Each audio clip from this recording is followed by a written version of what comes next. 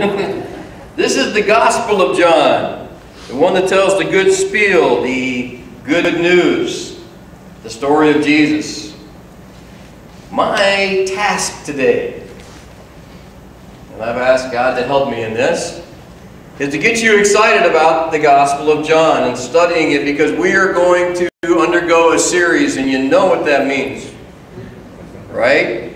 That we just keep going until we finally get to the end. Now, we've been through 2 series, and you guys have been so faithful and so patient.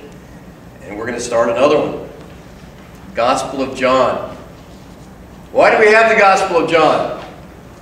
Because we need it. We desperately need it, or we wouldn't have it. We've already got the story, though, right? The first one, Matthew, Mark, and Luke. Same story. Theirs follow the same sequence. And then you get to John, and things are a little different in the book of John. Let me tell you why I think things are so different in the book of John. I think it's because the people that he wrote to needed to be shook up. And he reached out and grabbed them, not by the collar, he didn't have collars, by the toga, by the, whatever. And he shook them up. And he shook them up. And that's what he meant to do. Because think about it. John is the John that you read about in the Gospels. You know, Peter, James, and John. The one that Jesus loved, the beloved one, that he would take with him when they went on top of the mountain, and when they went in special situations, like special times that he got to see them heal somebody to know that the other people weren't there. This is John. This is John that was called the son of thunder by Jesus. John that wanted to wipe out a whole Samaritan village because they didn't want to open up the town and receive them because they were on their way to Jerusalem. It's John. This is John that took the special task on of taking care of Jesus' mother. Because on the cross, Jesus said, "Mother, behold your son. Son, behold your mother." This is John that you don't even see in the book of Acts except for one trip where he goes down with Peter to Samaria. Other than that, no mention of him. This is John who is the last apostle alive. The last eyewitness of Jesus' life and ministry alive. And now he's in Asia Minor, in Ephesus, ministering to those churches that Paul started years and years and years and years ago. And he's watched those churches as they've read Paul's letters. He watched those churches as they read Mark. And they read the gospel called Luke. And they might have had translated for them the gospel that we call Matthew. And he's seen them collect those Gospels and seen them collect those letters and write them down and make copies of them. He's seen them get together week after week after week and talk about those stories and talk about those writings. And he's seen some things go terribly, terribly wrong. Yeah. There were some things going terribly, terribly wrong. There were some groups that have broken away from the main group. There are groups that had special beliefs that incorporated some things from Greek philosophy into their Christian lives and didn't allow things like the resurrection or didn't allow things like Jesus having a body. And they had different ways of looking at these stories.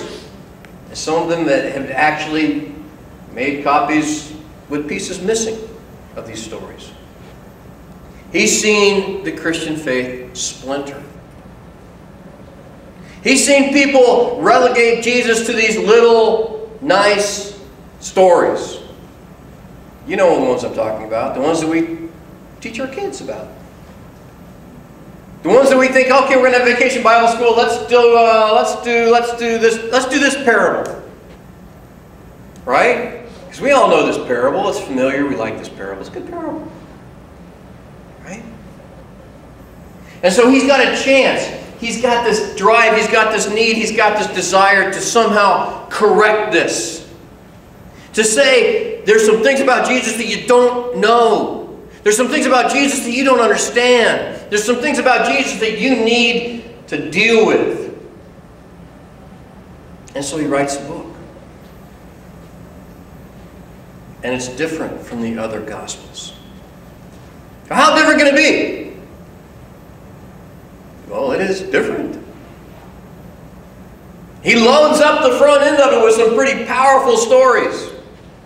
Things that just get your attention right away. Things they say, wait a minute, that story belongs over here in the end.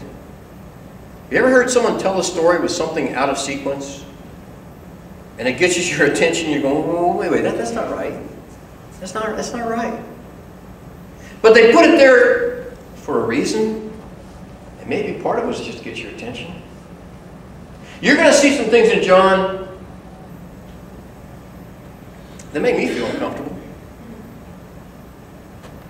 There's some things in John that really challenge me and my nice concept of Jesus' ordered life, where he went and did this, and he did this, and he said this, and then he went on to here, and you got it all packaged neatly, nicely. I've heard the same thing since I was this high in Vacation Bible School and in Sunday school, and I know these stories, and I know what order they go in, and they're nice. John is not like that. There's not one parable in John. Not one. Why? Why would you leave out the parables? We love the parables, don't we? No, we like the parables. They're nice, they're comfortable, they feel good. John leaves them all out. Not there. Jesus talks in the book of John for chapters at a time in dialogue. You don't see that in Matthew, Mark, and Luke. It's just not there. You'll start asking yourself, why did John leave this out? What was going on that made John completely leave out the genealogy? No genealogy. Just not there. No story about the birth of Jesus. Not in there. The account of Jesus' baptism. Not there. The institution of the Lord's Supper. Not there. Why? He takes the role of John the Baptist and he just diminishes it. We have Mary, the mother of Jesus, mentioned a couple of times. Never elevated. Why? What was going on in the church at the time that John wrote that he had to make some corrections? What was it? Had they become so comfortable? Had things moved into a long, long time ago in a place far, far away? There lived a man named Jesus who said these neat little stories. And he had a really cool mother and a really weird cousin named John. Something missing about Jesus that John said, let me just write a book. Let me write a book. And here's what he keeps saying in this book. Twice he says it. If everything Jesus said and did was written in a book, the world wouldn't even contain it. This isn't all the information on Jesus. But he picked these stories for a reason. And that was to shake them up. Here's my challenge to you. I want you to let John shake you up. I want John to remind you that God is God and you are not. I want John to remind you and to remind me that as much as I think I know and learn about Jesus, it's only a small part of me understanding the divine nature. If I would just be so arrogant to say that I've got a handle on Jesus, I know what he's like. I know what he would say. I know how he would act. If I would be that arrogant, I need to be slapped around.